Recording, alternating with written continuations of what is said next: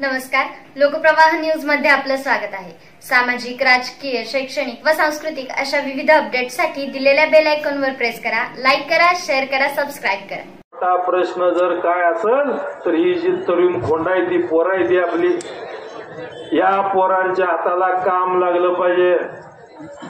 त्या पोरांच्या मध्ये जर चांगलं कला असेल तर त्या ठिकाणी त्याला सुद्धा त्याची कलाकारी दाखवण्याचं म्हणजे त्याच्या अंगात जर उद्योजक होण्याचे गुण असतील तर त्याला उद्योजक म्हणून होण्याचं व्यासपीठ सुद्धा त्या ठिकाणी निर्माण केलं पाहिजे। मग आज आपल्या तालुक्यामध्ये या ठिकाणी काशेगावला पहिल्या टप्प्याची MIDC आपण निर्माण केली आहे आणि आज आपल्या ह्या तरुण युवकांना त्या ठिकाणी त्यांच्या हाताला काम लागणे आणि त्या ठिकाणी त्यांना उद्योजक होण्याचं व्यासपीठ आपण त्या निमित्तानं देतोय। पहिल्या टप्प्याचं आता लँड ॲक्विजिशनचं काम पूर्ण होतंय, दुसऱ्या टप्प्याचंही काम येणाऱ्या 5 वर्षामध्ये पूर्ण करू आणि या तालुक्यातील 10,000 कुटुंबांना त्या ठिकाणी काम देण्याची भूमिका आपण या निमित्तानं करू। आज रोजगार झाला, शिक्षण झालं, आरोग्य झालं, आज सगळ्या भौतिक शाळा, तालीम, रस्ते, वाड्या वस्त्यांचे रस्ते या प्रामुख्याने या सगळ्या गोष्टीवरती आपण त्या निमित्तानं काम केलंय। या निमित्तानं आज आपण बघतोय शेतकऱ्यांच्या बाबतीत सुद्धा ज्यांच्या 7.5 HP आत मोटर आहेत त्यांची वीज बिलं सरकारने माफ केले। या महायुतीच्या सरकारने त्या ठिकाणी यांची वीज थकीत बिल तर माफ केलं पण यांची येणारी बिलं सुद्धा त्या ठिकाणी माफ करण्याची भूमिका आज सरकारने घेतलेली आहे। आज PM किसान, नमो किसान योजनेमधून शेतकऱ्यांना दिलासा देण्याचं काम केंद्र आणि राज्य सरकार करतंय। 1 रुपयामध्ये पीक विमा निर्माण होतोय।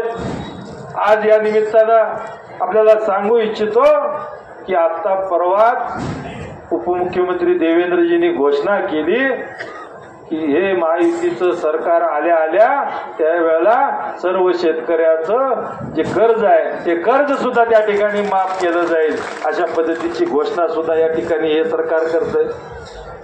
आज एवढ्या या पद्धतीनं काम करत असताना त्या ठिकाणी माझ्या माता भगिनींच्या पाठीमागे सुद्धा भक्कमपणे हे सरकार उभा आहे। त्या माझ्या माता भगिनी त्या निमित्तानं त्यांच्या पायावरती उभा राहिल्या पाहिजेत। यामुळं बचत गटांच्या मार्फत त्यांना मोठ्या प्रमाणात अर्थसहाय्य करून माझ्या माता भगिनी त्यांच्या पायावरती उभा राहिल्या पाहिजेत।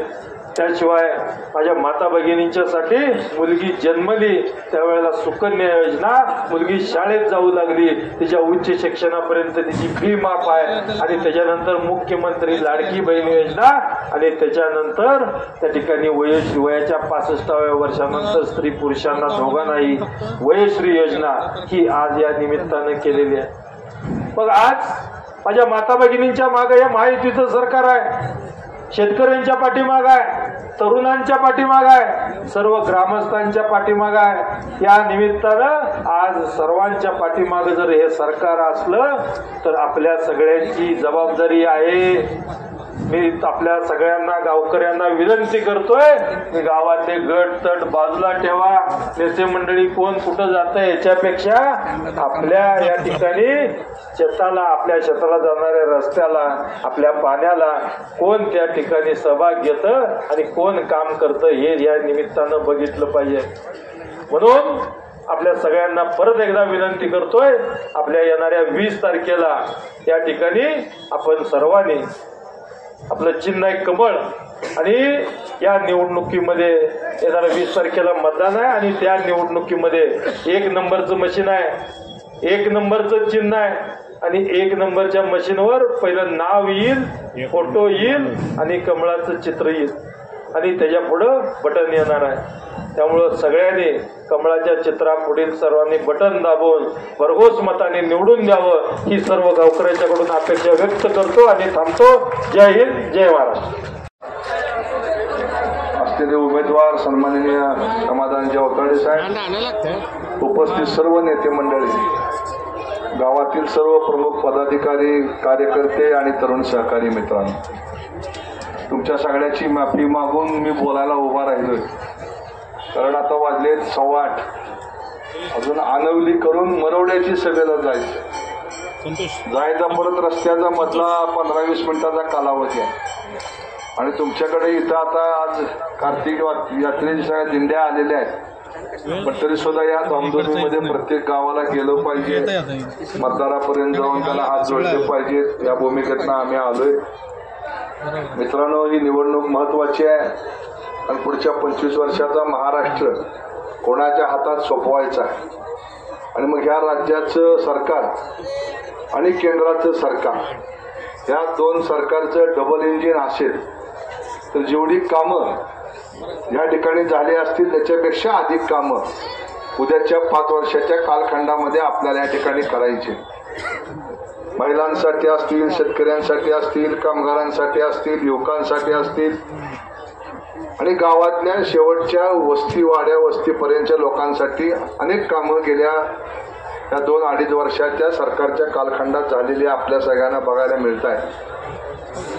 हा राष्ट्रीय महामार्ग कधी होईल असे कधी आपल्या जुन्या पिढीला वाटतही नव्हतं. पण 5 वर्षात मोदी सरकार आल्यानंतर इतक्या वेगानं कामं झाली की कधी 25-30 मिनिटात तुम्ही सोलापूरला पोहोचू शकताल असं वाटलं होतं. पण आज होतंय, घडतंय. आज सांगोल्यावरनं कोल्हापूरला जायला पूर्वी आम्हाला 4 तास लागायचे. आता मिरज कधी निघून गेलं कळत पण नाही 1 तासाच्या अंतरात. हे नुसतं फिरण्याकरता नाही, मग आजारी पेशंट असतील किंवा दवाखान्यात न्यायचं असेल इतक्या वेगानं आपण जाऊ शकतो. आणि हे करण्याकरता खंबीर नेतृत्व असण्याची गरज आहे. तसं नेतृत्व दिल्लीमध्ये मोदीजींचं आहे, तसंच नेतृत्व या राज्यामध्ये एकनाथ शिंदे साहेब, फडणवीस साहेब आणि अजितदादा हे 3 नेते महाराष्ट्राचं उद्याचं भविष्य आहे. आणि या 3 नेत्यांच्या हातामध्ये हा राज्य आपल्याला सोपवायचं. लाडक्या बहिणीसारखी योजना आहे की ज्या महिला 2.5 कोटी महिलांना रुपये 1500 प्रमाणे दर महिन्याला या ठिकाणी निधी देण्याचं काम सुरू आहे. मग शेतकऱ्याकरता 6,000ची पेन्शन केंद्राची होती, त्यात राज्यानं अजून 6,000ची भर घातली. 1 रुपयात पीक विम्याचं नियोजन केलं गेलं. 45 लाख शेतकऱ्यांचं लाईटचं विजेचं बिल या ठिकाणी माफ केलं नाही तर तुम्हाला बिल येतंय पण 000 असं येणार आहे. वीज फुकट आहे का? वीज फुकट नाही. वीज तयार करायला खर्च येतो, कोळसा परदेशातनं आणावा लागतो, मग वीज तयार होते. त्या विजेला खर्च आहे, तो खर्च जे बिलाच्या रूपानं आपल्याकडनं घेतला जायचा तो खर्च सरकार आता MSMEला देत आहे. त्यामुळे अशा अनेक योजना आहेत त्याच्या ज्या योजना सरकार स्वतः खर्च करतं आणि लाभार्थ्यापर्यंत पोहोचवतं. त्यामुळे अशा पद्धतीनं हे जे काम त्या देशामध्ये उभा राहिलेलं आहे ते अजून वाढवायचं. सरकारचे शेतकऱ्याची पेन्शन आहे 12,000वरनं 15,000 करायचे. लडक्या बहिणीची जी काही सवलत आहे ती 1500वरनं 2100वर न्यायची आहे.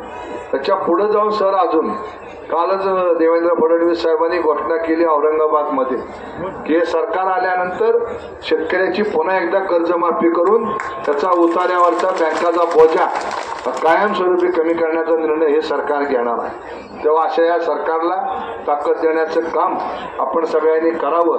हीच या निमित्तानं आपल्याला आवाहन करायकरता इथं आलेलं. समाधानदादांचं चिन्ह आहे कमळ, त्या कमळापुढचं बटन आपण दाबावं आणि दादांना मुंबईला पाठवूया आणि एक चांगलं सरकार या राज्यामध्ये निर्माण करण्याचं काम आपण सगळेजण करूया.